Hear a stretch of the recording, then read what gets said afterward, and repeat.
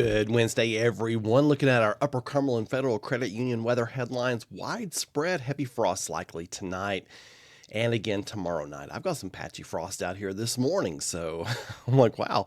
So we've had patchy frost, a little bit patchy frost this morning, and then we had some of y'all had some patchy frost Monday morning. You'll have a lot more frost in the morning, Thursday morning, and then you'll probably have even more frost by Friday morning. Then another pattern change begins, and that will start to change by Saturday night into Sunday, and that will lead to a more active pattern for the first half of next week, and we'll see how that evolves as we get closer to that time. Premier Generators bringing us our level of concern. We're level 0, no weather worries for our Wednesday.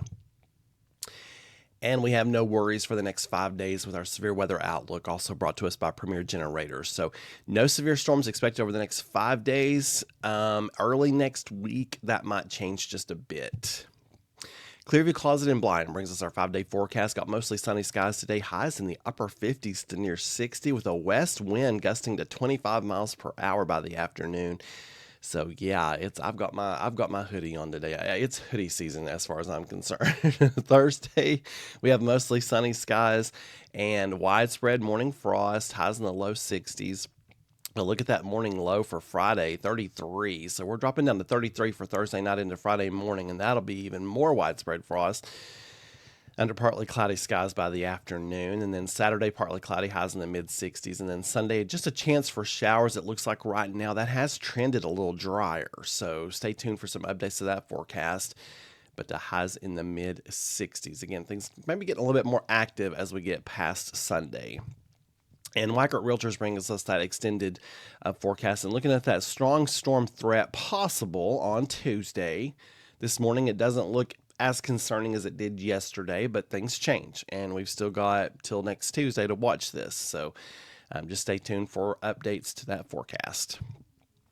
B&H Storm Shelters bringing us our On This Day in History. Listen to this, 1930. The UT Experiment Station near Crossville records a morning low of 19 degrees. Ouch. That would hurt this early in the season.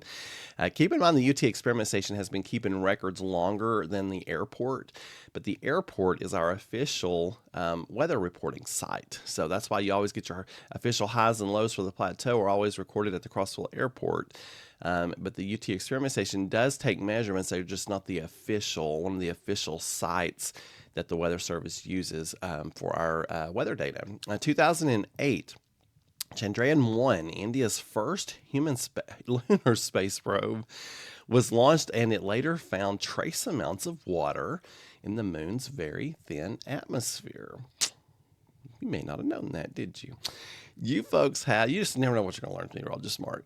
You folks have a wonderful Wednesday, and keep looking up. For even more weather information, just download that Meteorologist Mark app. It's totally free, or go to meteorologistmark.com.